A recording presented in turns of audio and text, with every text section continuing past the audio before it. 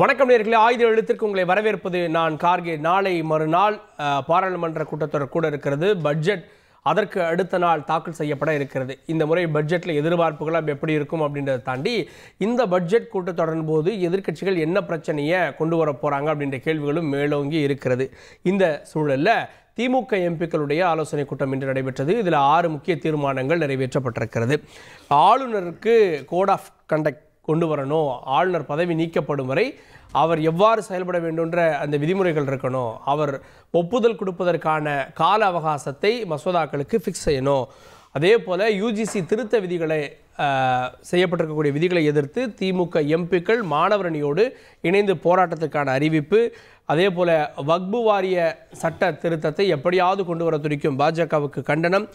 கடந்த முறை நிதிநிலை அறிக்கையில் பட்ஜெட்டில் தமிழ்நாடுன்ற பெயர் கூட இல்லை. இந்த முறை பெயரோடு நிதியும் வேணும், முத்திரை திட்டங்களும் வேணும், தமிழ்நாட்டுக்கு புதிய ரயில்வே திட்டங்களும் வேணும் அப்படின்றதோடு சேர்ந்து அரிட்டாப்பட்டி விவகாரத்தில் மக்களுக்கு முதலமைச்சருக்கும் பாராட்டு. அதே போல் இரும்பினுடைய தொன்மை காலத்தை கண்டறிந்ததற்காகவும் அதை கொண்டு சேர்ப்பதற்கான பாராட்டு அப்படின்ற விஷயங்களும் இந்த தீர்மானங்களை இடம்பெற்றிருக்கிறது. இந்த தீர்மானங்கள் தான் பாராளுமன்றத்தில் எதிரொலிக்க போகிறதா. பாராளுமன்றத்தில் பாஜகவை எதிர்த்து புது பாய்ச்சலுக்கு இந்த தீர்மானங்களோடு திமுக தயாராக இருக்கிறதா விவாதிக்கிறோம். சிறப்பு விருந்தினர்களோடு நம்முடைய திமுக செய்தி தொடர்பாளர் திரு சூர்யா வெற்றிகொண்டான் நிகழ்ச்சிக்கு அவரை வரவேற்கிறேன். அதே போல பாரதிய ஜனதா கட்சியிலிருந்து செய்தி தொடர்பாளர் திரு ஸ்ரீகாந்த் கருணேஸ் அவரின் நிகழ்ச்சிக்கு வரவேற்கிறேன். மதிமுகவிலிருந்து இலக்கிய செயலாளர் திரு காரை செல்வராஜ் அவரின் நிகழ்ச்சிக்கு வரவேற்கிறேன். அரசியல் விமர்சகர் திரு டிடிஎஸ் ரவிச்சந்திரன் அவரின் நிகழ்ச்சிக்கு வரவேற்கிறேன். முதல்ல திரு சூர்யா வெற்றிகொண்டான் அவர்கள்ட்ட, இத்தனை தீர்மானங்கள் போட்டிருக்கீங்க அப்படின்றப்போ நாடாளுமன்றத்தில் ஒவ்வொரு விஷயத்துக்கும் வலியுறுத்துவாங்க. முன்னரே இதெல்லாம் சொல்லுவதனுடைய நோக்கம் என்ன? இதெல்லாம் வலியுறுத்த போகிறோம் அப்படின்றதா, இதெல்லாம் வலியுறுத்தி போராட போகிறோன்றதா? நாங்கள் நாடாளுமன்றத்தில் என்ன பண்ணுறோம்னு திரும்பி வந்து கேள்வி கேட்பீங்க. அதனால் அட்வான்ஸாகவே தமிழ்நாட்டில் இருக்க பல அறிவாளிகளுக்கு இதை சொல்லிவிட்டு அதுக்கு பின்னால் நாங்கள் அதை எடுத்துகிட்டு போய் அங்கேயே பேசலாம், ஒன்றும் தப்பு இல்லை. எங்கே பேசி எதுவும் ஆக போகிறதில்லைங்கிறது வேறு விஷயம். இருந்தாலும் எங்களோட கடமை, ஜனநாயகம்னு ஒன்று உயிரோடு இருந்தால் எங்களோட குரல் ஜனநாயகத்துக்கு கேட்டு அந்த ஜனநாயகம் உயிரோட காதல் எல்லாம் கேட்டிருந்தால் இது அங்கே எடுபடுமா எடுபடாதான்னு பார்ப்போம். முதல்ல இது தமிழ்நாட்டு மக்கள் மத்தியில் கொண்டு போய் திணிப்போம், கொண்டு போய் சேர்ப்போம் அப்படிங்கிற முடிவோட இந்த பிரச்சனையை தான் எழுப்ப போகிறோம். அது அங்கே எழுப்புறதுக்கான நேரம் கொடுக்குறாங்களோ இல்லையோ, நம்ம மக்கள்கிட்ட கொண்டு போய் சேர்ப்போம். மக்கள்கிட்ட சேர்க்குறதுன்னு ஒரு முடிவோடு நாங்கள் இப்போ இவ்வளோ தீர்மானங்களை நாங்கள் வெளியிட்டோம். விவாதம் வரைக்கும் வந்துருச்சு. இப்போ நாம் நடத்துகிற அந்த ஜனநாயக விவாதம் இருக்குது பாருங்கள், இதே மாதிரி அங்கே இதெல்லாம் ஒரு பார்ட்டாக எடுத்து வச்சு ஒரு பாயிண்ட்டாக விவாதம் பண்ணுவாங்கன்ற ஒரு நம்பிக்கை தான். ஆனால் அது எப்பயுமே நடந்தது இல்லைங்கிறது உங்களுக்கும் தெரியும், எனக்கும் தெரியும். புரியுதா இல்லையா? அதனால் நாங்கள் அதை பற்றி கவலைப்படல. ஆனால் இந்த தமிழ்நாட்டில் என்ன நடக்குது, இந்த எம்பிங்கள் அங்கே போய் என்ன குரல் கொடுக்கலாம், இது தமிழ்நாட்டுக்கு இந்த குரல் வளம் தேவையா அப்படிங்கிறது தான் இப்போ நாங்கள் கொடுத்துருக்க அந்த 5 என்ன கேட்டிருக்கோம். ஆளுநரை பற்றி முறையாக கேட்டிருக்கோமா இல்லையா ஒரு கேள்வி. அதில் என்ன நீங்களே இப்போ படிக்கும்போது சொன்னீங்க, கோட் ஆஃப் கான்டக்ட் ஒன்று கேட்டோம். இப்போ நாங்கள் என்ன எலெக்ஷனை நடத்துகிறோம், நடத்திய விதிமுறையில் கொடுங்கன்னு சொல்கிறதுக்கு அந்த மாதிரி ஒரு சூழலை உருவாக்கின ஆளுநர் யார் தமிழ்நாட்டில்?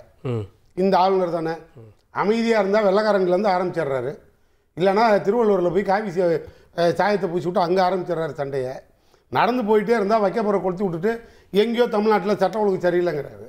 இப்படி ஒரு ஆளுநரை எங்கள்கிட்ட கொடுத்தா நாங்கள் ஆளுநரை ஏற்று இவ்வளோ பெரிய ஒரு அறிக்கையோ இல்லை ஒரு தீர்மானத்தையே போட வேண்டிய அவசியம் இதை இங்கேயே சொல்லி இதை மக்கள்கிட்ட சொல்ற. இந்த ஆளுநர் தான் திமுகவுக்கு பிடித்த ஆளுநர். முதலமைச்சரே சொல்றாரு, இந்த ஆளுநரை மாத்திராதீங்க, மாத்த நாங்கள் கோர மாட்டோன்னு. அந்த ஆளுநர் தான் கோட் ஆஃப் கண்டக்ட் கேட்குறீங்க. இந்த ஆளுநரையே வச்சு ஓட்டிட்டோம். இந்த ஆளுநரை பற்றிய புரிதல் மக்களுக்கு தெரிஞ்சு போச்சு. அதனால் மக்களே எல்லாரும் இந்த ஆளுநரோட எதிர்ப்பில் தான் இங்கே இருக்காங்க. கவலைப்படாதீங்க, ஒரு கண்டினியூ பண்ணிட்டோம்னு தான் நாங்கள் அதை எவ்வளோ நாசுக்காக சொன்னோன்னு புரியும். ரெண்டாவது, இந்த ஆளுநர் இப்போ நாங்கள் அதில் என்ன சொல்லியிருக்கோம் நீங்கள் பாருங்கள். இந்த ஆளுநர் இந்த சட்டமன்றத்தில் மரபுகளை மதிச்சா இல்லை மரபுகளை மதித்து உள்ளே வந்து ஒரு நாள் நின்றுட்டு நடந்து போயிருந்தா ஏதாவது நாங்கள் இதை பற்றியெல்லாம் பேசுவோமா? ஆளுநருக்கு எங்களுக்கு என்ன வாக்கியா சண்டையா வரப்பு சண்டையா? நீங்கள் யாரை வேணாலும் போடுங்க, கேட்டால் ஒன்றே திரும்பி எங்களை கேட்பீங்க. நீங்கள் அங்கே இருக்கும்போது இப்போ பக்கத்தில் அடுத்த ரவுண்டு போனீங்கன்னா அவர் கேட்பார், ஏன் இந்த ஆளுநர் தேவையா தேவையில்லையாங்கிற முடிவை அங்கே நீங்கள் இருக்கும்போது காங்கிரஸோடு கேட்க மாட்டீங்களாம்பீங்க. இல்லை, அப்போ நாங்கள் கேட்டது உண்மைதான் சார். அப்போ ஆட்டுக்கு தாடி கம்மியாக இருந்தது, இப்போ ஆட்டுக்கு தாடி அதிகமாக வளர்ந்துருச்சு, இப்போ வெட்டுற நிலமை வந்துருச்சு. சரி, நாங்கள் வெட்டுறதுக்கான வேலையை தான் இப்போ பார்த்துக்கிட்டு இருக்கோம். சரி, மக்கள் மன்றத்தில் இந்த பிரச்சனையை முன்கூட்டியே வைக்கிறேன் அப்படின்ற பார்வை வைக்கிறாங்க. எப்படியும் பேச விவாதிக்க விட போகிறது இல்லை. அப்போ இந்த மக்கள் மன்றத்தில் கொண்டு சேர்க்க வேண்டிய பணியில் இந்த தீர்மானங்கள் வந்திருக்குன்னு பார்க்குறேன். அனைவருக்கும் வணக்கம். அதாவது இன்றைக்கு நம்ம பேசுபொருள் இவங்க திமுக நாடாளுமன்ற குழுவினர் நிறைவேற்றிய 6 தீர்மானங்கள் அது குறித்து பேசுகிறோம். அதில் பாய்ச்சல் காட்டுகிறதா அப்படின்னு ஒரு கேள்வியோடு நம்ம அதை அணுகிறப்ப நான் வெளிப்படையாக ஒரு விஷயம் சொல்கிறேன். திமுக நாடாளுமன்ற உறுப்பினர்கள் என்றைக்குமே பாய்ச்சல் காட்டினதில்லை. அவங்க சென்னையை தாண்டினோடனே காய்ச்சல் வந்துடும் எல்லாருக்குமே. அதனால் யாரும் அதுக்கு மேலே ஒரு வாரத்தை பேச போகிறதில்ல. இல்ல அவைய முடக்குனதுல திமுக எம்பிக்களுடைய பங்கு இருக்கு, வெளியில போராட்டம் பண்ணதுல பங்கு இருக்கு. இதுவரைக்கும் திமுக நாடாளுமன்ற உறுப்பினர்கள் தமிழ்நாட்டுக்காக பேசிய ஒரு பொருட்கள், அவங்க கொண்டு வந்த ஒரு நல்ல திட்டங்கள், அவங்க நமக்காக கொடுத்த குரல்கள், ஒரு நடுவில் போராடி அந்த சபையை முடக்கிறதுல காட்டுற ஆர்வம் சபையை நடக்கிறதுல காட்டியிருந்தாங்கன்னா தமிழ்நாடு இன்றைக்கும் முன்னுக்கு வந்திருக்கும். ஏன்னா ஒட்டுமொத்தமாக இங்கே இருக்க திராவிட கட்சிகளுக்கு மக்கள் தெளிவாக இங்கே இருக்க மக்கள் புத்திசாலிகள் ஒட்டுக்கா போனால் தான் இவங்கெல்லாம் நல்லது கொண்டாடுவாங்கன்னு நினச்சி ஃபுல்லாக தான் கொடுக்குறாங்க, திமுகவாக இருந்தாலும் அதிமுகவாக இருந்தாலும். ஆனால் போனவங்கெல்லாம் எப்படி திமுக நாடாளுமன்ற உறுப்பினர்கள் செயல்படுகிறார்கள் என்று அவங்களுடைய கட்சியிலேருந்தே திரு துரைமுருகன் அவர்கள் தெளிவாக ஒரு கூட்டத்தில் பக்கத்தில் கனிமொழியும் வச்சுக்கிட்டு பக்கத்தில் தமிழச்சி தங்கமாட்டின்னு வச்சுட்டு பேசியிருக்காரு. வெள்ளக்காரன் கட்டினதா நல்லா இருக்குது, ஏன்னா பாஷை புரியல, என்ன பண்றது, இந்நேரம் வடை போட்டிருப்பானா பஜ்ஜி போட்டிருப்பானா அப்படின்னு தான் பேசுறாங்க. இல்ல முக்கியங்க, அவரு தவிர்க்கக்கூடிய நபர் இல்ல. நீண்ட பாரம்பரியமும், நான் அவர் பக்கத்துல நின்று இருக்கேன், பழகி இருக்கேன், எவ்வளவு பெரிய ஆளுமை உள்ள நபர், எத்தனை மூத்த தலைவர், எந்த காலத்திலேருந்து இருக்கிறவர். அவர் ஒரு ரியலிஸ்டிக்கான ஒரு உண்மையை சொல்லியிருக்கார். அவர் நகைச்சுவை தான் பேசுகிறார் என்று அதை நகர்த்தி கொண்டு செல்லவே முடியாது நம்ம. ஏன்னா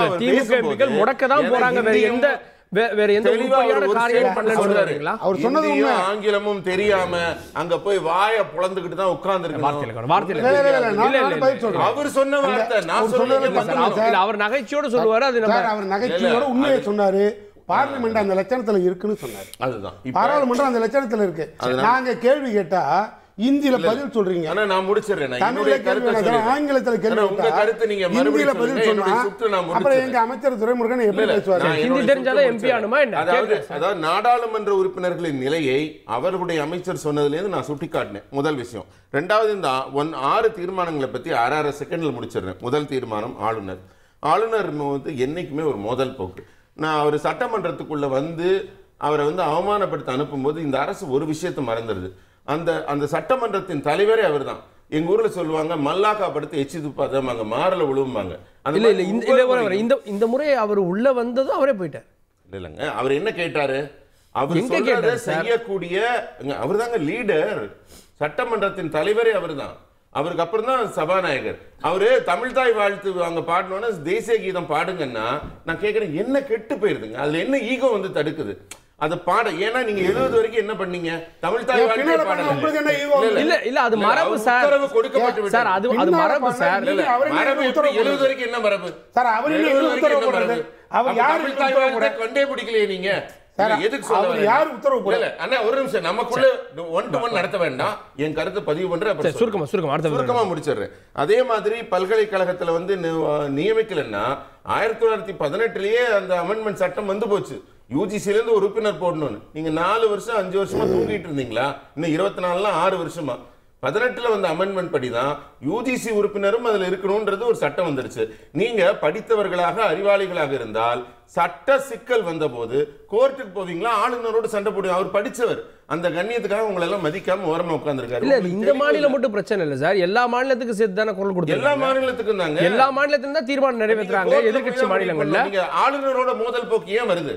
அதாவது நீங்க சட்டத்துக்கு 18ஆம் ஆண்டு, அண்ணா ஒரு நிமிஷம், 18ஆம் ஆண்டே ஒரு அமெண்ட்மெண்ட் போச்சு. யூஜிசில ஒரு உறுப்பினர் போடணும்னு போச்சு. அது இம்ப்ளிமெண்ட் ஆகல சார். இம்ப்ளிமெண்ட் எப்ப ஆகுது? அடடா, இம்ப்ளிமெண்ட் எப்ப ஆகுதுன்னா எப்ப வேணா ஆகலாம் இல்லைங்க. 18ல வந்துருச்சுல சட்டம். அப்ப ஒரு இருக்கிற சட்டத்தை பயன்படுத்துங்கிறார் அவர். அவர் தப்பா ஏதாவது சட்டத்துக்கு புறம்பா சொல்றாரா?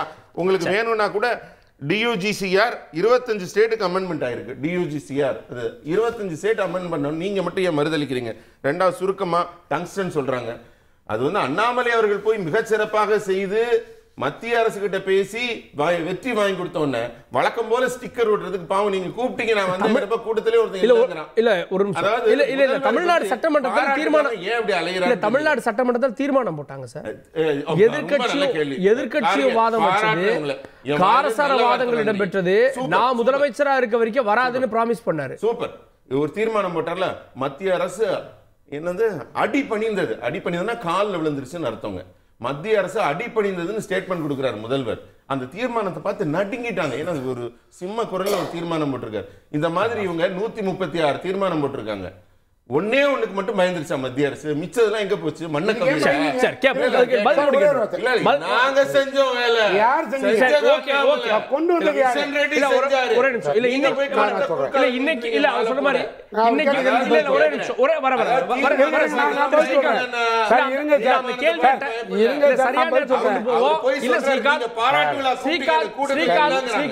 அந்த கேள்வி சரியா கொண்டு போவோம். இன்னைக்கு அவர் சொன்ன மாதிரி அண்ணாமலை கிஷன் ரெட்டிக்கு பாராட்டு இன்னைக்கு நடக்குது. அப்ப எங்களுக்கு பங்கு இருக்குல்ல, நீங்க அதை உரிமை கொண்டாடுறீங்களா கேக்குறேன். ஒரே ஒரு வார்த்தை கேக்குறேன், ஒரே ஒரு வார்த்தை கேக்குறேன். மொத்த கிரெடிட்டுமே அண்ணாமலை வச்சுக்கிட்டோம். நான் இதே டிவியில பேசினேன். மொத்த கிரெடிட் அண்ணாமலை வச்சுக்கிட்டோம். கொண்டு வந்த மோடி குற்றவாளின்னு சொல்லு. என்னங்க அர்த்தம்? யாருக்கு கொண்டு வந்தது? நீங்க கொண்டுட்டு வந்தது. நீங்க கொண்டுட்டு வந்துட்டு இங்க வந்து ஒரு நான் கேக்குறேன். ஒரு நிமிஷம் இருங்க சார். மல்லாக்கப்படுத்திட்டு எச்சு துப்புனா யார் மேல விழுவுன்னு இப்ப கேட்டார்ல.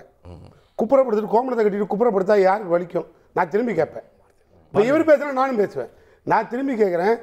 தீர்மானம் கொண்டு வர்றது, மசோதா கொண்டு வர்றது, சட்டம் கொண்டு வர்றது எல்லாம் நீங்க கொண்டுட்டு வர வேண்டியது. இங்க 100 பேரை கொல்ல வேண்டியது. சார் இருங்க சார், இங்க நீங்க ஒரு சார் ஒரே நிமிஷம் இருங்க சார். நீங்க இங்க ஒரு 10 பேர் செத்த பிறகு திரும்பி வந்து மண்டி போட்டு மன்னிப்பு கேட்டு மசோதாவை திரும்பி போடுகிறேன், சட்டத்தை வாபஸ் வாங்குகிறேன். இது என்ன பொழப்பு?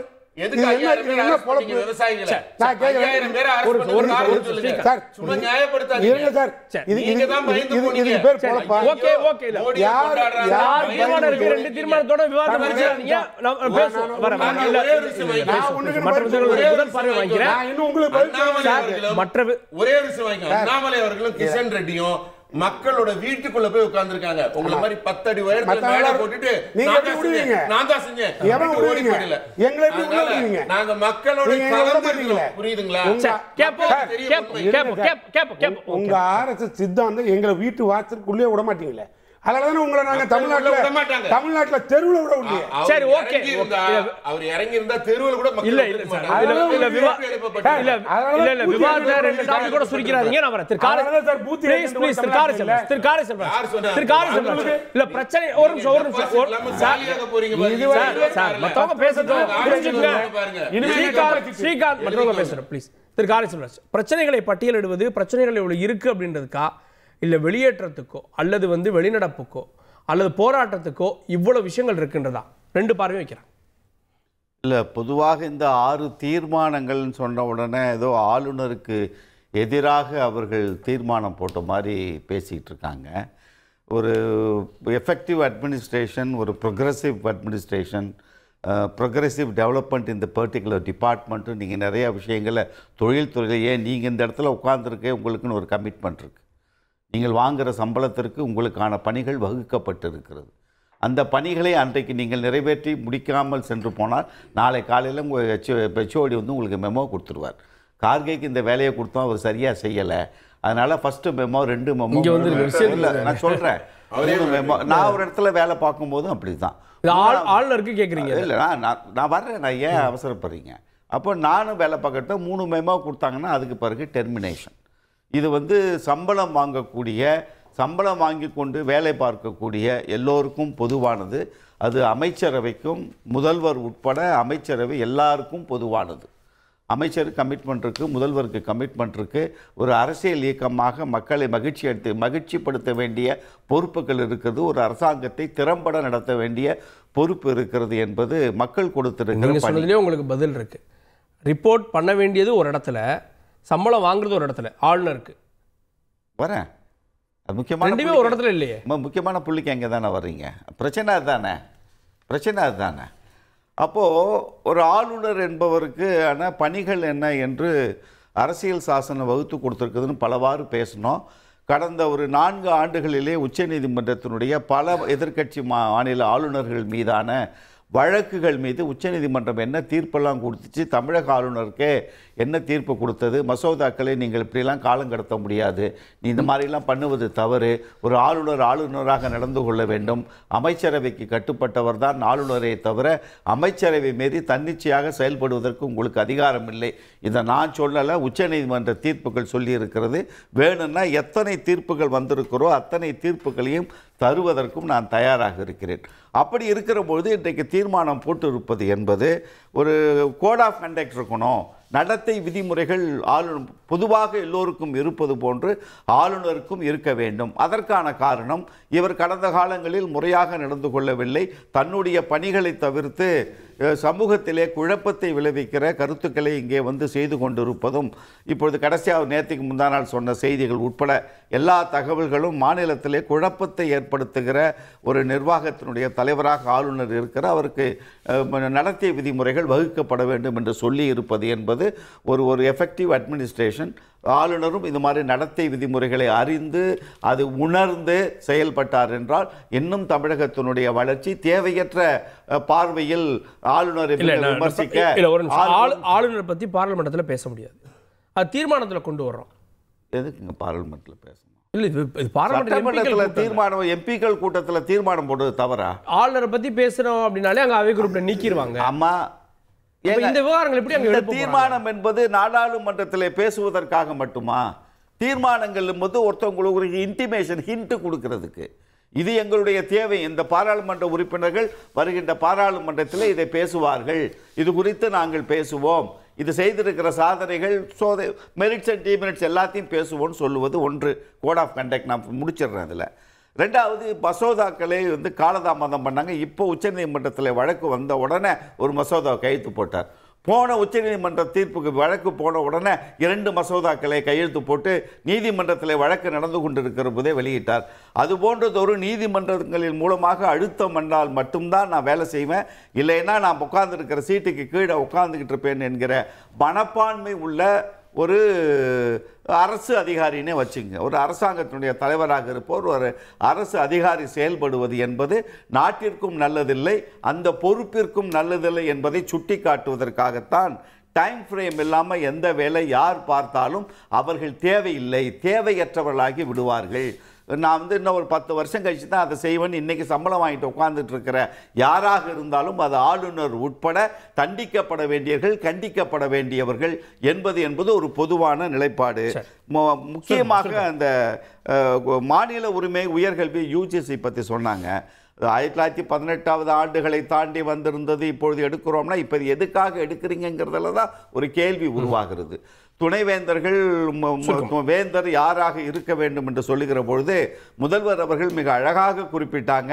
செலவு பண்ணுறதுனா, கட்டடம் கட்டுறதுனா, கல்விக்கு செலவு பண்ணுறதுனா, சம்பளம் கொடுக்கறதுனா, நீ உட்பட உனக்கும் சம்பளம் கொடுக்கறதுனா, எல்லாத்தையும் நான் உனக்கு கொடுத்துக்கிட்டு நான் கைகட்டி உங்ககிட்ட நிற்க வேண்டிய அந்த அந்த அந்த நிலை ஒரு மாநில அரசுக்கு ஏன் ஏற்பட வேண்டும்? வேந்தராக இருப்பதற்கே ஆளுநருக்கு அங்கே என்ன தகுதி இருக்கிறது? உனக்கு என்ன அங்கே வேலை? வரட்டும், நான் வர்றேன். இல்ல காரிங்க, நான் வர்றேன் காரிங்க. இல்லடா, அதை தாண்டி பேசுறேன். இல்லடா, ஒன்றிய அரசு பல்கலைக்கழகத்துக்கு துணைவேந்தர் நியமிக்கிறனா 10 கோடி கொடுத்தா நியமிப்பாங்கன்னு பச்சையா பேசுறாங்க. தமிழ்நாட்டுல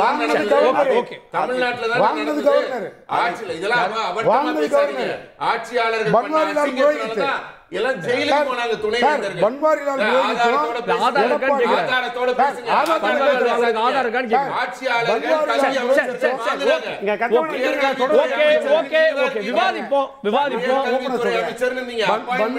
புரோஹித் இங்க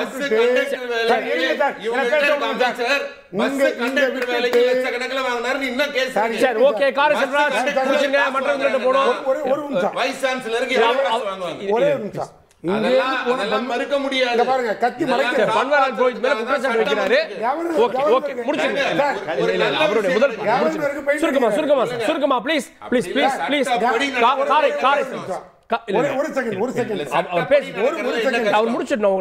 கவர்னருக்கு பெயிண்ட் அடிக்க வேணாம், நான் உண்மையை சொல்றேன்.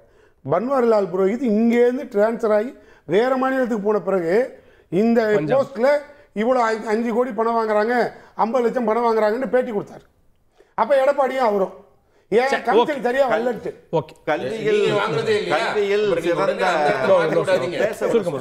கல்வியில் சிறந்த மாநிலம், இந்தியாவிற்கே வழிகாட்டுகிற மாநிலம், பள்ளி கல்வியில் 83% பள்ளி கல்வியை முடிக்கிற மாணவர்கள் நிறைந்திருக்கிற மாநிலம், 52% உயர்கல்வியை கற்கிற மாநிலம், ஆய்வுகள் அதிகமாக செய்கிற மாநிலம், கண்டுபிடிப்புகளில் அதிகமாக பேட்டன் ரைட்ஸ் வாங்கி இருக்கிற மாநிலம், கல்வியில் சிறந்த மாநிலத்தில் இவர் மெத்த படித்தவராக இருந்தாலும் ஆளுநர் RN ரவி எங்களுக்கு பாடம் எடுக்க வேண்டிய அவசியம் இல்லை. இங்கே நாங்கள் கல்வியில் சிறந்திருக்கிறோம், எங்கள் உரிமையை அங்கே பறிக்கிற பொழுது இந்த மாநில உரிமை சம்பந்தப்பட்டது என்பது ஒன்று. இந்த வக்பு வாரியம் தனியா பேசுவோம். திரு TDS, ஆளுநருக்கு கோட் ஆஃப் கண்டக்ட் கொண்டு வரணும். ஆனா நீண்ட நோக்கம் அப்படின்றது ஆளுநர் பதவியே தேவையில்லைன்றது. இது இவங்க தீர்மானத்தில் மட்டும் வலியுறுத்தல, நீதிமன்ற தீர்ப்புகளை சுட்டி காட்டுறாங்க. குறிப்பா இந்த ஆளுநர் மேலேயே எத்தனை நீதிமன்ற தீர்ப்புகள் இருக்கு, உத்தரவுகள் இருக்கு? 2 இருக்குன்னு எனக்கு தெரியும். நிறையா இருந்தால் அவங்கள சொல்லுங்க. ரெண்டாவது, அதை நீங்கள் முழுசாக படிக்கல அந்த தீர்மானத்தை, இன்னும் பியூட்டிஃபுல்லாக 3 வரி போட்டிருக்காங்க. நம்பர் 1, இங்கே பேசும்போது இவர் சூர்யா சார் சொன்னார், இங்கே எப்படி விவாதம் நடக்குதோ அப்படி தான் பாராளுமன்றத்தில் நடக்கணும். எப்படி நடக்கணும்? நான் பேசும்போது எல்லாரும் அமைதியாக இருக்கணும், அடுத்தவன் பேசும்போது குறுக்கிடணும். கத்துறதுக்கு ராகுல் காந்தி தலைமையில் அங்கே ஆட்கள் இருக்காங்க. இப்படி நடந்ததுன்னா தப்பு அப்படிங்கிறத தான் நம்ம உங்களுக்கு எடுத்து நான் பேச விடுறேன்ல, அது மாதிரி பேச விடுங்கன்னு சொல்கிறேன். உங்களை பேச விட்டாங்க இப்போ கொஞ்ச நேரத்தில், அதனால தான் நானே பேச வந்தேங்கிறது உங்களுக்கு தெரியும். இப்போ கேள்வி என்னென்னா, கொண்டு வந்தவொடனே தானே சார் நீங்கள் கேட்கணும். மீத்தேன் திட்டத்தில் கையெழுத்து போட்டு கொண்டு வந்ததாரு, அதுக்கப்புறம் மன்னிப்பு கேட்டதாரு, அது ஒரு பக்கம் வச்சுக்கோங்க. நீங்கள் ஐயா நான் முடிச்சிடுறேன். அப்போது code of contact time frame கொடுக்கணும் அப்படிங்கிற ஒரு விஷயத்தை நீங்கள் சொல்கிறீங்க. இப்போ நான் நீதிமன்றத்துக்கு அதே மாதிரியே டைம் ஃப்ரேம் கொடுக்கணும், இதுக்கு மேலே கேஸ் போகக்கூடாதுன்னு நான் சொல்கிறேன்னா நீதிமன்றம் அதை ஏற்றுக்குமான்னு ஒன்று பார்த்துப்போம். நீ நீதிமன்றத்தை பேசாத, பாராளுமன்றம் சட்டமன்றம் மட்டும் பேசுன்னு சொன்னால் இவர் கையெழுத்து போட்டு ஜனாதிபதிக்கு அனுப்பிட்டார். இப்போ ஜனாதிபதிக்கு டைம் ஃப்ரேம் போடுங்க. அவங்க வாங்கி வச்சுக்கிட்டு நீட்டு இதை வாங்கி தானே வச்சுட்டு இருக்காங்க. ரம்மிக்கு 48 பேர் செத்து போனாங்க. இப்போ யாரும் சாகவே இல்லை பாவம். எங்கேயுமே FIR இல்லை, எல்லாருமே விட்டுட்டாங்க. அந்த மண்டப லட்சுமி கூட ஒன்றும் ஜனாதிபதிக்கு டைம் ஃப்ரேம் போடுங்கன்னு எந்த நீதிமன்றம் சொல்லல. ஆனால் ஆளுநர்ல கேள்வி எழுப்புது சார். பாருங்க, நீங்க கேளுங்க, ஜனாதிபதிகிட்ட கேளுங்க. நாங்கள் நீட்டு கொண்டு வரோம், முதல் கையெழுத்துன்னு சொன்னோம், ஏகப்பட்ட கையெழுத்து போட்டோம், இன்னும் வரல, ஜனாதிபதி அம்மாட்ட தான் இருக்குது. ஜனாதிபதி அம்மாக்கும் டைம் ஃப்ரேம் வேணும்னு நீங்கள் சொல்லிட்டீங்கன்னா, ஜனாதிபதிக்கே டைம் ஃப்ரேம் வந்ததுன்னா ஆட்டோமேட்டிக்காக கவர்னருக்கு வந்துடும். டைம் ஃப்ரேமுங்கிறது இந்த அம்பேத்கர் ஐயா ஆஸ் சூன் அஸ் பாசிபிள்னு கொடுத்துருக்கிறதுனுடைய நோக்கமே என்னன்னா, ஒன்றை மறுதளிக்க வேண்டும் என்று சொன்னால் அல்லது ஒன்றுக்கு பின்னாடி இருக்கக்கூடிய விஷயங்களை விவாதிக்க வேண்டும் என்று சொன்னால் அதற்கு ஒரு டைம் வேணுங்கிறதுக்காக தான் அதை கொடுத்துருக்காங்க. இன்னொரு அழகான வார்த்தையை சொல்லியிருக்காங்க, மாநிலம் தான் உங்களுக்கு சம்பளம் கொடுக்குது, நீ மாநிலத்துக்கு எதிராக பேசுகிற தீர்மானத்தில் இருக்குது. அப்போ நான் அரசு ஊழியர்கள்லாம் கேட்குறேன், யார் யூனியன் மீட்டிங்லாம் நடத்தக்கூடாது, மாநிலம் தான் உனக்கு சம்பளம் கொடுக்குது, நீ என்ன மத்திய மாநில அரசு சொல்லுதோ அதைத்தான் நீங்கள் செய்யணும்னு அதிகாரிகளுக்கும் அதே மாதிரியே சொல்லிடலாமே. ஏன்னா அவருக்கும் தானே சம்பளம் கொடுக்குறோம். அப்போ ட்ரேட் யூனியன் எதுவும் வேணாம், ஸ்ட்ரைட்டாக அவங்க என்ன சொல்கிறாங்களோ அதை செயல்படுத்து அப்படின்ட்டு போங்க. அந்த வார்த்தை அந்த தீர்மானத்தில் இருக்குங்கிறதுனால சொல்கிறேன். அதுக்கப்புறம் நியமனம்ங்கிறது இருந்ததுன்னா, நியமனம்ங்கிறது இருக்கணும். ஏன்னா தேர்ந்தெடுத்தால் அவங்க மாநிலத்துக்கு எதிராக செயல்படுவாங்க அப்படிங்கிறது தான் உங்களுடைய கருத்து. இப்போ ஜனாதிபதி விஷயத்தில் நீங்கள் தேர்ந்தெடுக்க தானே செய்கிறீங்க, எம்பிக்களும் எம்எல்ஏக்களும் ஓட்டு போட்டு தானே ஜனாதிபதி தேர்ந்தெடுக்கிறீங்க. அதில் ஏதாவது உங்களுக்கு மாநிலத்துக்கு எதிராகவோ மத்தியத்துக்கு எதிராக ஜனாதிபதி டெய்லி ஒன்று பேசி அது சர்ச்சையாக விவாத பொருளாதார சார், ஆளுநர் ஏதோ அஜெண்டாவோட அக்கப்போர் அரசியல் செய்கிறாருன்ற. நீங்க இப்ப நம்ம பேசுறது சட்ட பிரச்சனை. வலிக்கிற இடத்துல மருந்து தடவுன்னு நம்ம பேசுறதா இருந்தா இப்ப காலில் வலிக்குது காலில் மருந்து தடவுன்னு சொல்லலாம். நாம பேசுறது சட்ட பிரச்சனை. ஜனாதிபதியை தேர்ந்தெடுத்து தானே பண்றீங்க, நியமிக்கிறீங்களா? அப்போ ஜனாதிபதியை நீங்க தேர்ந்தெடுக்கிறீங்க, அவங்க இந்த அரசுக்கு எதிராக செயல்படுவாங்கன்னு நீங்க நினைச்சீங்கன்னா இல்ல ஐயா, நான் இப்பதான் சொன்னேன், பாராளுமன்றத்துல ஒரே கத்தலா இருக்கும், அதை இங்க பண்ணிட வேண்டாம், அடுத்தவனை பேச விடுங்கன்னு சொல்லிட்டேன். இப்ப கேள்வி என்ன அப்படின்னா, ஜனாதிபதியை தேர்ந்தெடுக்கிறீங்க கரெக்டா, அவங்க தான் ஜனாதிபதி சட்டம் சொன்னதுனால நான் சொல்றேன், அரசியலமைப்பு சட்டத்தை மீறி செயல்பட்டால் ஜனாதிபதியே பாராளுமன்றத்தில் கண்டன தீர்மானம் கொண்டு வந்து ஆர்டிகல் 61 படி அப்படியே தூக்கி வெளியில எறியலாம். எனக்கு பலு சேர்த்தாரு. அப்போ நீங்க தேர்ந்தெடுக்கிறீங்க, இது வரைக்கும் அந்த மாதிரியான சூழ்நிலை இந்தியாவில் வரல, தேர்ந்தெடுத்தாலும் நியமித்தாலும் ஒன்று தான். நீங்கள் ஜனாதிபதியை தேர்ந்தெடுக்கிறீங்க, அவங்க ஆளுநரை நியமிக்கிறாங்க. ஸோ அதனால் ரொம்ப முறுக்கு சுத்தாதீங்க. ஸ்ட்ரைட்டாக ஐயா ஆளுநர்கிட்ட தாங்க முடியல, அவர் எங்கள் சித்தாந்தத்துக்கு மீறி கருத்தெல்லாம் சொல்கிறாரு, இந்த நாட்டில் இருக்கக்கூடிய உண்மைகளெல்லாம் எடுத்து சொல்கிறாரு, சுதந்திர போராட்ட வீரர்களெல்லாம் நாங்கள் நிறைய பேரை மறைச்சிட்டோம், அவர் வந்து வெளியில் கொண்டு வர்றாரு, இந்த நாட்டில் பிரிட்டிஷ் என்னென்ன தப்புகள்லாம் பண்ணிட்டு இருந்தான்னு சொல்கிறாரு, இளைஞர்களுக்கு எதுவுமே சொல்லாமல் நாங்கள் பார்த்துக்கிட்டு இருக்கோம், அனாவசியமாக அவர் உள்ளே வர்றாரு, இது பேசிட்டீங்க. அதெல்லாம் திமுக ஓட் பேங்குக்கு வலு சேர்க்குது. அவர் ஒரு வகையில பிரச்சாரம் பண்றாரு. பாருங்க, நோட்டு சேர்த்தா தான் வெற்றி பெறது முடியும்ன்றது இவங்களோட கருத்து. வாக்கு சேர்த்தா நல்லதுங்கிறத நம்ம 2026 பார்த்துப்போம். ஆண்டவன் வந்து இது வரைக்கும் 5 வருடம் ஒரு நாள் திமுக கொடுத்ததில்ல, கொடுக்க மாட்டாங்கிறத நம்ம பார்த்துப்போம். கேள்வி என்னன்னா, இன்னும் ஒரே ஒரு பாயிண்ட் தான். பல முறை பேசினாலும் தீர்மானத்தில் கொண்டு வந்திருக்காங்க. அதனால சொல்றேன், 2004-5 17 மாவட்டங்களுடைய 17 மாநிலங்களுடைய பேரை பட்ஜெட்ல சொல்லல. யார் ஆட்சி? மன்மோகன் சிங் ஐயா ஆட்சி. இவங்க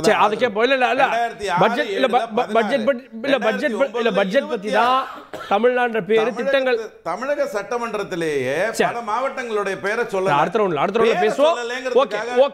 வக்பு சட்ட திருத்த விவகாரத்தில் அதையும் இந்த தீர்மானத்தில் கொண்டு வந்திருக்கீங்க. எதையுமே நீங்கள் ஏற்றுக்கல அப்படின்னு. அப்போ இந்த நாடாளுமன்றத்தில் ஒருவேளை இந்த நாடாளுமன்றம் முடக்கப்பட்டா பிரச்சனை அப்படின்னா வக்பால் தான் ஏற்படுமா? ஒவ்வொன்றிலையுமே ஏற்படுறதுக்கு வாய்ப்பு இருக்குது சார். ஏன்னா இது ஒன்றுமே அவ்வளோ தலை போகிற காரியம். மாநில உரிமைகள் மொத்தமாக பறிபோகிற காரியங்கும்போது அப்போ எப்படி ஒன்று விவாதத்துக்கு எடுத்துட்டா அந்த இடத்துல எல்லாமே பிரச்சனையாக தான் இருக்கும். நிறைய ஸ்டேட்டு இதில் உள்ளே வந்து இந்தியா கூட்டணி மொத்தமாகவே எதிர்கட்சிகள், பலம் வாய்ந்த எதிர்கட்சிகள் இன்றைக்கி. அதனால் கண்டிப்பாக ஒவ்வொரு பிரச்சனையும் நாங்கள் எடுக்கிறோன்னு நினைக்கிறத விட தமிழக முதல்வர் எடுக்கிறாருன்னா அது இந்தியா கூட்டணி முன்னெடுக்குதுன்னு அர்த்தம். அப்படி பார்த்தா ராகுல் காந்தி இந்த ஒன்றுக்குமே இந்தியாவோட எதிர்கட்சி தலைவர் அவ்வளவையும் அவர் வரவேற்கிறார். அப்படின்னா இது ஒன்றுக்கு பாருங்கள், வக்ஃபு அவர் ஏதாவது ஒன்று பேசியிருக்காரா? இப்போ வக்ஃபு இப்போ என்ன தேவை? வக்ஃபோட உங்கள் நோக்கம் என்ன? உங்களோட உள்நோக்கம் என்ன? அந்த இஸ்லாமியர்களோட சொத்து இனிமேல் எதிர்க்கக்கூடாது. ஏற்கனவே குடியுரிமையும் ரத்துமீங்க, இப்போ சொத்தையும் பிடிங்கிட்டு ரோட்டில் விடுறது தான் அங்கே வக்ஃபோட ஃபுல் கண்டென்ட்டு. நீங்கள் உள்ளே போனால் நிறைய இருக்கும், ஆனால் நோக்கம் என்ன? இதுதான் அவன் இருக்க சொத்து கித்து எல்லாத்தையும் உழுவு, நம்மால் 2 பேரை போடு, அதில் அவங்க யாரும் முஸ்லீமே இருக்கக்கூடாது, முஸ்லீமோட சேர்த்து நம்மளால் போடு, கதையை முடி. அப்படின்னா இப்போ நீங்கள் ஐயப்பன் கோயிலில் வந்து 2 பாயை போட்டால் இங்கே ஆரம்பிச்சிருவீங்க பஞ்சாயத்தை. ஆனால் அதே இங்கே மைனாரிட்டியாக இருக்கிற முஸ்லீமில் போய் 2 இந்தை போடு, 2 சிங்க போடு, 2 செட்டியாரை போடுன்னா வாயே திறக்க மாட்டாங்க. ஏன்னா நீங்கள் பெரும்பான்மை. இதுதான் வக்ஃபு. இந்த தமிழ்நாட்டில் இருக்கக்கூடிய ஒரு நிலம் உட்பட அதெல்லாம் சுட்டி காட்டி இவ்வளோ பிரச்சனைகள் இருக்கு. வக்ஃபு சொத்துனா அதை வந்து அரசு இது கூட கொண்டு வர முடியல அப்படின்ற பிரச்சனைகளை சுட்டி காட்டுறாங்கல்ல. எதுக்கு வக்ஃபுல ட்ரிபுனல் ஒன்று வச்சிருக்கீங்க? எதுக்கு நீதி அரசர்னு ஒன்று இருக்காரு? இப்போ இவர் கேட்டார், டைம் லிமிட் வைக்க முடியுமா அப்படின்னு ஒருத்தர் கேட்டார்ல. கீழமை நீதிபதிக்கு வைக்க முடியுமான்னா கீழமை கோர்ட்டு இந்த டயத்துக்குள்ள இந்த கேஸை முடிக்கணும்னு ஹைகோர்ட்டு சொல்லும், ஹைகோர்ட்டு இந்த டயத்துக்குள்ள முடிக்கணும் சுப்ரீம் கோர்ட்டு சொல்லும். எதில் டைம் ஃப்ரேம் இல்லை, எல்லாத்துலேயும் டைம் ஃப்ரேம் இருக்குது. அப்போ வைக்கக்கூடாதுன்னு அர்த்தம் அப்படி கிடையாது. இங்கே நீங்கள் உங்களோட நோக்கம் என்ன, இவ்வளோதான். அதுக்கு நீதியரசர் இருக்கார். வக்ஃபு வாரியம், வக்ஃபுன்னு ட்ரிபுனல் தனியாக இருக்குது, கேஸ் இருக்குது, பல கேஸ் ரன்னிங்கில் இருக்குது.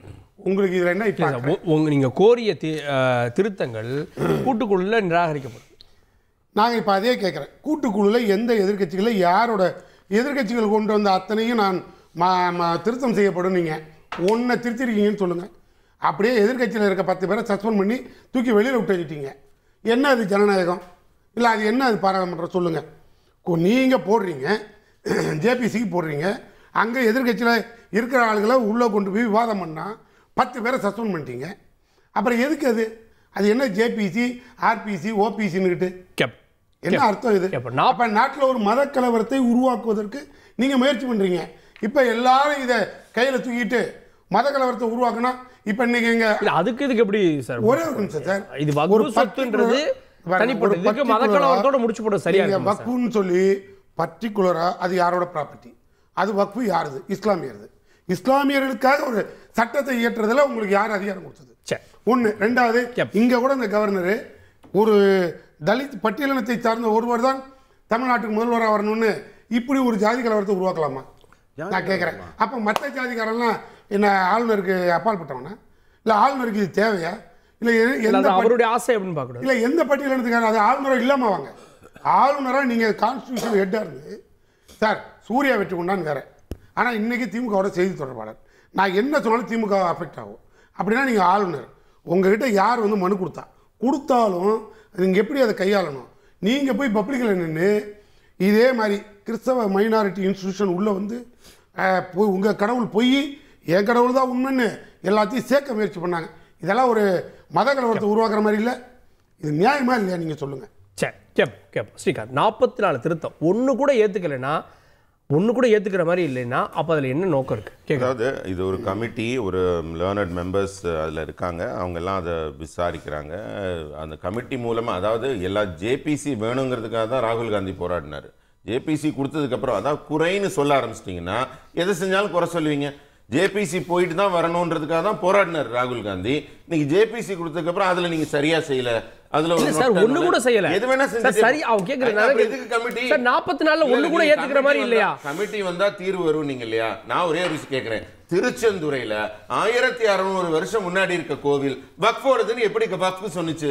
அப்புறம் எப்படி வாபஸ் வாங்குச்சு? அதாவது வக்ஃபுல வந்து ஹம்பக்குங்க, அது ஒரு ஏமாத்து வேலை. 54ல நேரு கொண்டாந்தது. வக்ஃபு போர்டுல வந்து டக்குன்னு இந்த தினத்தந்தியோட அரங்கம் என்னோடதுன்னு வக்ஃபு சொன்னா நீங்க காலி பண்ணிட்டு தான் போகணும். நீங்க அவங்களே விசாரிப்பாங்க, எந்த கோர்ட்டுக்கும் போகாது. வக்ஃப்ல இருக்கிறவங்களே விசாரிப்பாங்க, அவங்க அதிகாரத்தை பத்தி நீங்க யாருன்னு விசாரிப்பாங்க. ஆனா என்ன தெரியுங்களா, இருங்கண்ணா, வக்ஃபுங்கிறது என்னன்னு பொதுமக்களுக்கு புரியணும்னு சொல்றேன். உங்க வீட்டுல நாளைக்கு திடீர்னு வந்து வக்ஃபு போடு, இது ஏன் வீடுன்னு சொன்னா நீங்க தான் போய் கலெக்டர் கிட்ட ப்ரூவ் பண்ணணும், இது என்னோட வீடு தான், அவங்களுக்கு சொந்தம் இல்லைன்னு ப்ரூவ் பண்ணுமே தவிர வக்ஃபு எந்த ஆதாரமும் கொடுக்கல. இதெல்லாம் பேசணும். நான் என்ன கேக்குறேன், ஜேபிசில நான்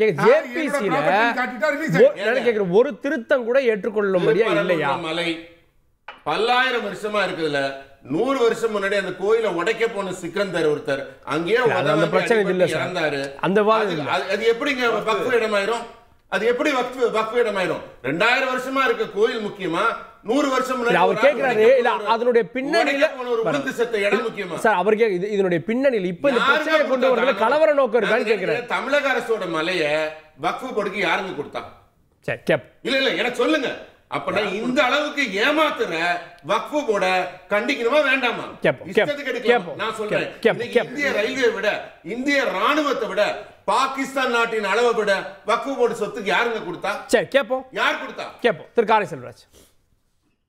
இல்ல வக்ஃப் போர்டு தான் இந்த கூட்டத்தொடரில் பெரிய அனல கக்கக்கூடிய பிரச்சனையா இருக்கும் அப்படின்னு பாக்குறாங்க. ஆனா அதுல எதிர்கட்சிகள் ஓட் பேங்க் பாலிடிக்ஸ் பண்ணுதோன்ற குற்றச்சாட்டை முன்வைக்கிறாங்க. என்ன ஓட் பேங்க் பாலிடிக்ஸுங்க? ஜேபிசி போடுறீங்க, 10 அண்ணன் சூர்யா அவர்கள் சொன்ன மாதிரி 10 பேர் கமிட்டியிலேருந்து வெளியில் அனுப்புகிறீங்க. 44 திருத்தங்களில் ஒரு திருத்தங்களை கூட ஏற்றுக்கொள்ளவில்லை என்று பேசுனதுக்கு பிறகு அதுக்கப்புறம் ராமாயணம் மகாபாரதம் புராணங்களை பேசிட்டு உட்கார்ந்துட்ருக்கோம். வக்ஃபு வாரியத்தினுடைய சொத்துக்கள் வக்ஃபு வாரியத்தினுடைய சொத்துக்கள் யார் கொடுத்தா, எவன் கொடுத்தான், எப்போ கொடுத்தாங்கிற கேள்வியெல்லாம்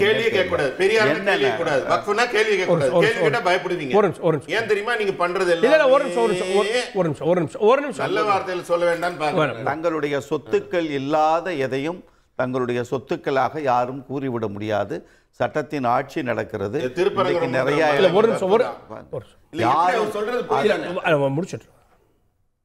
அதாவது இப்போ அவர் பேசி முடிக்கிற வரைக்கும் எவ்வளோ பெரிய துவேஷத்தை விதைச்சாரு. நான் அதுக்குள்ளே போகக்கூடாதுன்னு தான் நான் ரொம்ப மக்கள்கிட்ட செய்தியை கொண்டு போகிறதுக்காக பேசுகிறேன். தன்னுடைய சொத்து இல்லை என்றால் அந்த சொத்தை யாரும் சொந்தம் கொண்டாட முடியாது, அது எந்த நிலையில் எப்படி இருந்தாலும். இப்போ ஒருத்தனை ஞானசேகர்னு ஒருத்தனை அண்ணா யூனிவர்சிட்டியில் பிடிச்சாங்க. கடைசியாக உள்ளே போய் பார்த்து வீட்டெல்லாம் போய் பார்த்தோன்னு தான் அது அறநிலையத்துறைக்கு சொந்தமானதுன்னு அறநிலையத்துறை நோட்டீஸ் குடிச்சு இப்போ வீட்டை இடிக்கிறாங்க, இடத்த எடுக்கிறாங்க.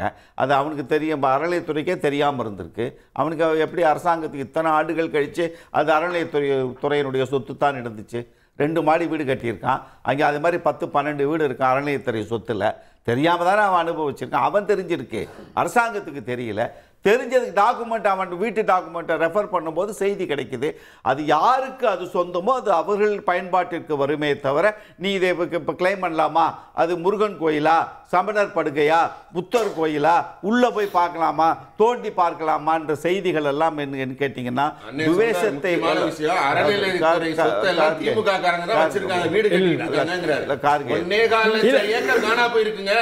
அதெல்லாம் திமுக தொண்டர்கள் இந்த மாதிரி வீடு கட்டியிருக்காங்கன்னு சொன்னதுக்கு நன்றி. சொல்லியிருக்காரு. இவர்தான் எடுத்து கொடுத்தாரு. கார்கே திமுக காரனுக்கு எல்லாம் சொத்து இவர்தான் வாங்கி கொடுத்தாரு. அறநிலையத்துறையினுடைய சொத்து அறநிலையத்துறைக்கு சொந்தமானது. யார் ஆக்கிரமிப்பு செய்திருந்தாலும் இப்பொழுது எடுத்துக்கொண்டிருக்கிற எத்தனை 5600 ஏக்கர் நிலங்களை இப்பொழுது அறநிலையத்துறை கையகப்படுத்தி இருக்கிறது. தெரியாமல் இருக்குது. டாக்குமெண்ட் எல்லாம் இப்போ வந்து ஆன்லைனில் அப்லோட் பண்றாங்க. நிறைய செய்திகள் தெரிய வருகிறது. இந்த மாதிரியான செய்திகள் வருது. சொத்து யாருக்கு அவங்க பண்றாங்க. இவர் சொன்ன மாதிரி இன்னைக்கு வக்ஃபு வாரியத்தினுடைய சொத்துக்கள் 9,7 லேக்ஸ் சொத்துக்கள் இருக்கு. 3.56 லட்சம் ஏக்கர்ல எஸ்டேட்ஸ் இருக்கு. இதுக்கெல்லாம் அவர்களுடைய டாக்குமெண்ட் இருக்கு. இல்லைன்னா அரசாங்கம் எடுத்துக்கொள்ள போகிறது.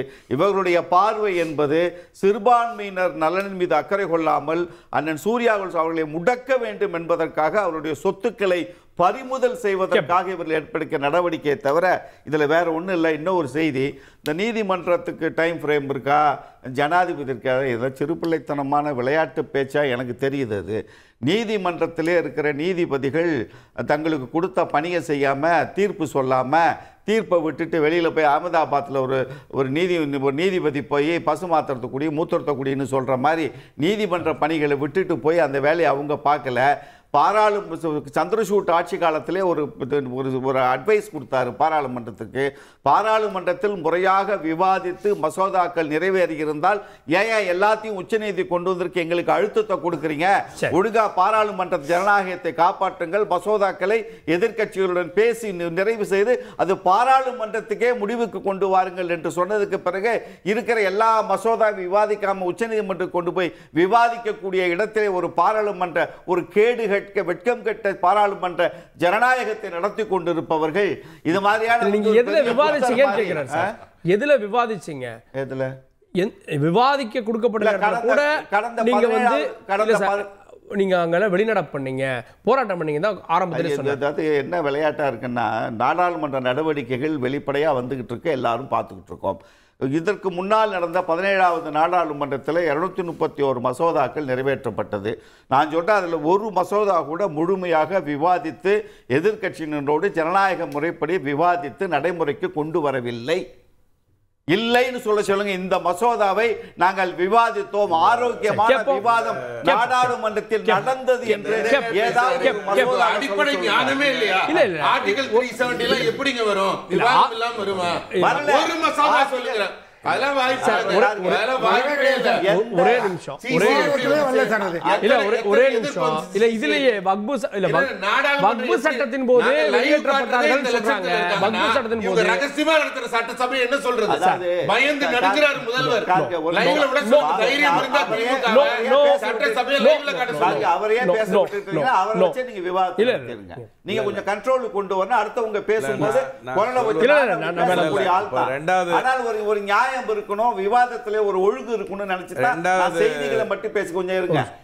நீதிமன்றத்திற்கு டைம் ஃப்ரேம் இருக்கிறது, எல்லாத்துக்கும் ஃப்ரேம் இருக்கிறது. ஜனாதிபதிக்கு டைம் ஃப்ரேம் கொடுக்கணும். அந்த மசோதா ஒரு மசோதாவை வந்து நீங்க எப்ப வேணா பண்ணலாம். அதுல இருக்கிற பெரிக்ஸ் டிமெரிட்ஸ் எல்லாம் ஆளுநர் படிக்கிறதுக்கு எனக்கு 4 வருஷம் வாங்க ஒரு மசோதாவுக்கு. அப்புறம் என்ன வேலை பார்க்கிறாரு உட்கார்ந்து ஆளுநர் அலுவலகத்துல?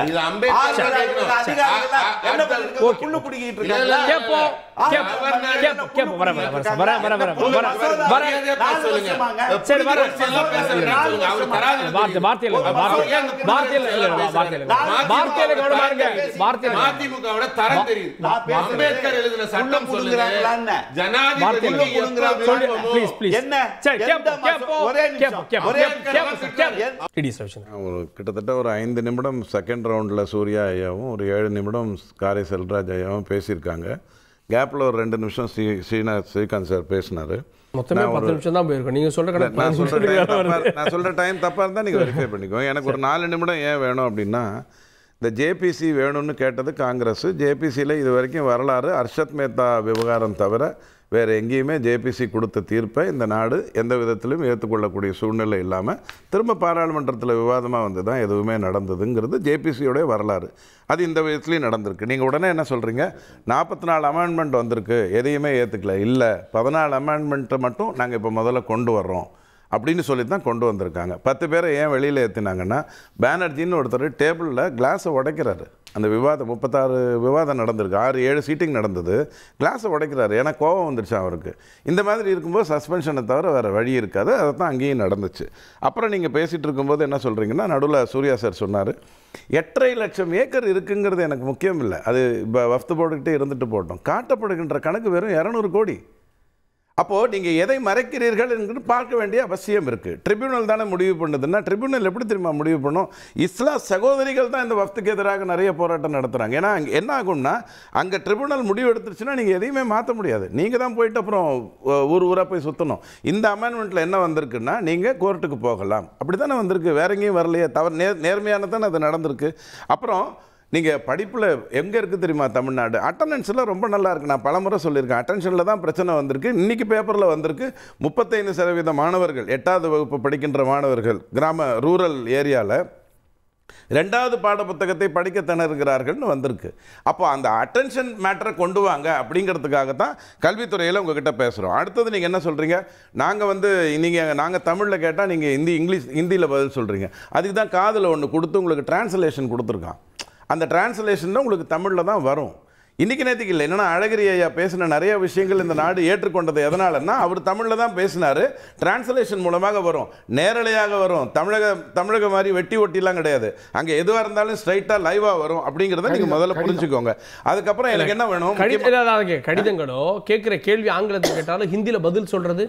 இங்கே பாருங்க, எனக்கு ஹிந்தியில் பதில் சார். இப்போ எனக்கு ஹிந்தியில் இல்லைங்க, நான் ஒரு தமிழ் தொலைக்காட்சியினுடைய விவாதத்தில் இருந்தேன்னா நான் ஹிந்தியில் பேசினா ரொம்ப தப்பு. பாராளுமன்றத்தில் நான் ஹிந்தியில் பேசினா எனக்கு மொழிபெயர்த்து கொடுக்கறதுக்கு ஆள் இருக்காங்க. எனக்கு திருக்குறளையே மொழிபெயர்த்து கொடுக்க வேண்டிய அவசியங்கள்லாம் தமிழ்நாட்டில் இருக்குது. இல்லைங்க, திருக்குறளையே மொழிபெயர்த்து கொடுக்க வேண்டிய அவசியம்லாம் தமிழ்நாட்டில் படிக்கிறவங்களுக்கு இருக்குது. அதனால தான் பரிமேலழகர்னு ஒருத்தர் வந்தார். அங்கே பாராளுமன்றத்தில் உங்களுக்கு காதலையே வந்துடும், பேச பேச வந்துடும் அவங்க என்ன சொல்கிறாங்களோ. ஸோ அதை முதல்ல நீங்கள் புரிஞ்சுக்கோங்க. சும்மா இங்கே தமிழ் ஹிந்திங்கிறதெல்லாம் அங்கே எதுவுமே கிடையாது. அவன் தாய்மொழியில் பேசுகிறான், அவங்களுக்கு அவங்க தாய்மொழியில் திரும்ப வெளில வந்துடுது. அதை நீங்கள் சூஸ் பண்ணலாம். ஆங்கிலத்தில் வேண்டுமா தமிழில் வேண்டுமா நீங்கள் சொல்லலாம். ஐயா 100 நாள் சட்டமன்றம் கடிதத்துக்கு ஆங்கிலத்தில் நீங்க பதில் சொன்னீங்களா? எதுங்க, நாங்க ஆங்கிலத்தில் ஒரு கடிதம் கொடுத்தோம், உங்களுக்கு ஹிந்தியில பதில் சொல்றீங்க. எனக்கு தெரியும், நீங்க ஹிந்தியில பதில் சொல்றீங்க. இங்க பாருங்க, பதில் சொன்ன பரவாயில்ல, கடிதம் அந்த தீர்மானம் போடப்பட்டதும் மன்மோகன் சிங் ஐயா காலத்துல தாங்கிறத நீங்க புரிஞ்சுக்கோங்க. அரசு அலுவலக காகிதங்கள் இந்தியில வரணும்னு சொன்னதும் அவங்க காலத்துல தான்.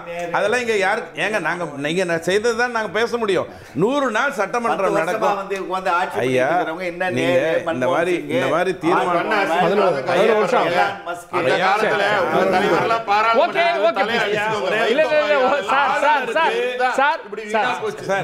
ஆளுநருக்கு இவ்வளவு காலம் தேவையா ஒரு மசோதாவை பாஸ் பண்றதுக்குங்கிறது உங்களுடைய நியாயமான கேள்வி. குடியரசு ஜனாதிபதிக்கும் தேவையில்லை தானே, அங்கேயும் டைம் ஃப்ரேம் கொண்டு வாங்கன்னு நான் சொன்னேன். ஆனால் 31 வருடம் ஆச்சு மதிமுக தொடங்கி என்ன ஆச்சு, எதுக்காக தொடங்கினாங்க, இப்போ அவங்க எங்க வந்து நிக்கிறாங்க? வாரிசு அரசியல் கூடாதுன்னு எங்க ஒரு 31 கட்சி பத்தி மதிமுக தொண்டனுக்கு ஐயோ நான் பண்ணதே தப்பு அப்படின்னு புரிஞ்சிருச்சு. ஒரு கட்சி பத்தி இல்லைங்க, அவர் சொன்னதுக்காக சொல்றேங்க. 4 வருஷம் ஒரு மசோதாக்கு தேவையான்னு கேட்டா அதுக்கு என்ன சம்பந்தம்? 4 வருஷம் ஒரு மசோதாக்கு தேவையான தொண்டர்களை ஏமாற்ற கூடாதுங்கிற ஒரே காரணத்துக்காக அதுவும் தேவையில்லை. இப்போ ஒரே ஒரு வரிதான், ரம்மிக்கு நீங்க தீர்மானம் நிறைவேற்றினீங்க, தாமதப்படுத்தினாரு, கோர்ட்ல ஊத்திருன்னு சொன்னாரு, இல்ல போடுங்கன்னு கோர்ட்ல இருந்து தீர்மானம் வாங்கினீங்க, போட்டு அனுப்பிச்சாரு. இப்ப என்னாச்சு, ரம்மி ஓடலையா? ஓகே, இந்த நிகழ்ச்சியை யூடியூப்ல பார்க்கும்போது ரம்மி அட்வர்டைஸ்மென்ட் வருமே. சரி, ஓகே ஓகே, ஒரே நிமிஷம், ஒரே செகண்ட் முடிச்சிட்டு வந்தேன், நான் பதில் சொல்லிடுறேன். 31 ஆண்டுகளும் மதிமுக அதெல்லாம் கொண்டு வந்து இந்த விவாதத்துக்கு உட்பட்டதில்லை. கொஞ்சம் விவரமாக நீங்கள் விஷயங்கள் எடுத்து வச்சா திசை திருப்பதற்காக அவர்கள் பயன்படுத்துகிற டெக்னிக் இருந்தால் ஒரே வரியில் சொல்லிடுறேன். இந்த 31 ஆண்டுகளில் எங்கள் அன்பு தலைவர் வைகோ அவருடைய 60 ஆண்டு கால பொது வாழ்க்கையில் அவர் பாராளுமன்றத்தில் செய்த சாதனைகளை நான் 37 சாதனைகளை வரிசைப்படுத்துகிறேன். நாடாளுமன்ற நடவடிக்கை புத்தகங்கள் இருக்கிற செய்திகள், அதுபோன்ற ஒரு சாதனையை ஏதாவது இயக்கத்தை சேர்ந்த ஒரு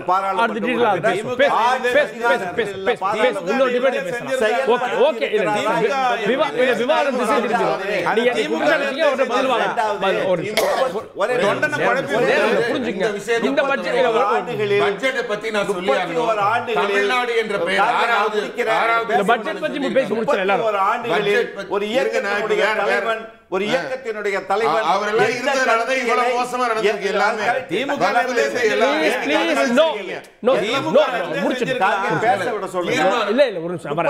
ஆண்டுகள் எந்த கருத்தியலுக்காக ஒரு இயக்கம் நிற்க வேண்டுமோ அந்த கருத்தியல் இருந்து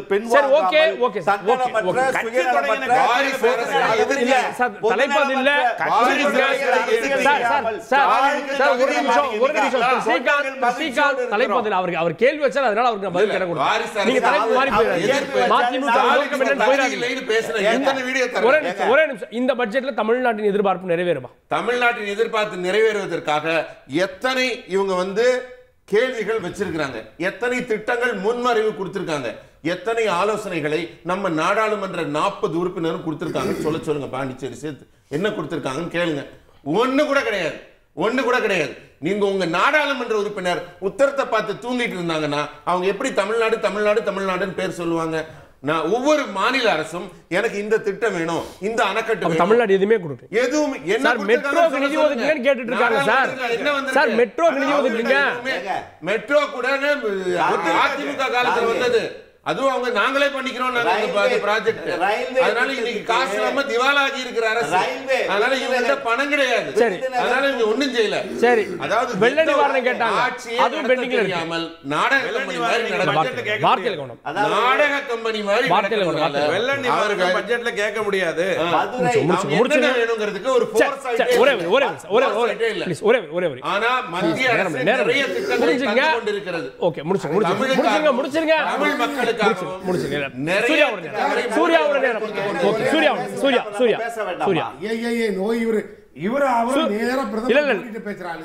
நான் காரை செல்வராஜ் கான்ஸ்டபிள்கிட்ட பேசுறாரு. என்ன பேச்சு கொஞ்சம் விடுங்களேன். பாருங்க, வக்புக்கு எப்படி சொத்து வந்ததுன்னா ஒரு வரியில சொல்லிடுறேன். ராமருக்கு எப்படி சொத்து வந்தோ அது மாதிரிதான் பாபருக்கு வந்திருக்கோம். ஆய்வு அப்புறம் வச்சுக்குவோம். உண்மை ராமர் இந்த காலம், ராமர் இந்த காலம். ராமர் இந்த ஊரு. சார் இதிகாசம் எனக்கு நேரம் பத்தாது. ராமர் இந்த ஊரு. ராமர் இந்த ஊரு. ராமர் அப்படியே விவாதத்துக்கு புரிஞ்சுங்க சார். சார் விவாதத்துக்கு திருப்பாதீங்க. ஸ்ரீகாந்த் ஒரு நம்ம ஊர்க்காரன் சொத்தை சார் ஒரு நிமிஷம் புரிஞ்சுங்க. இறுதி நேரத்துல இருக்கும். முடிச்சு நம்ம ஊர்க்காரன் சொத்தை வெளிநாட்டு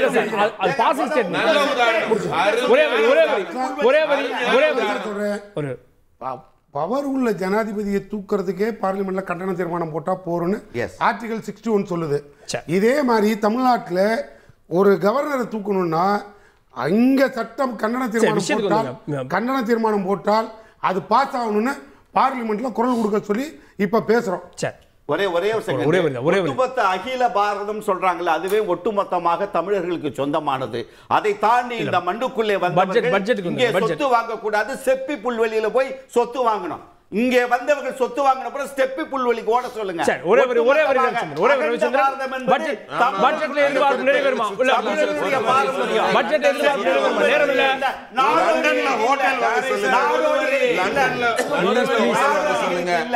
ஜனநாயக இத கொடுங்க. வேத வெறி இந்தியான்னு ஒரு புத்தகத்தை ஸ்டாலின் ஐயா வெளியிடுறாரு. சார் பட்ஜெட்டுக்கு வந்துருங்க சார்.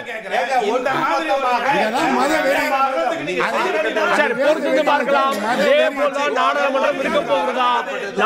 நாடாளுமன்றத்துல குரலும் யாருடைய குரல் ஒலிக்க போகிறது, நிதி கிடைக்க போகிறதா பொறுத்து பார்க்கலாம். இந்த சிறப்பு விருந்தினர்களுக்கு நன்றி. பார்த்தவங்களுக்கும் நன்றி நேயர்களே. தொடர்ந்து தந்தி தொலைக்காட்சியுடன்.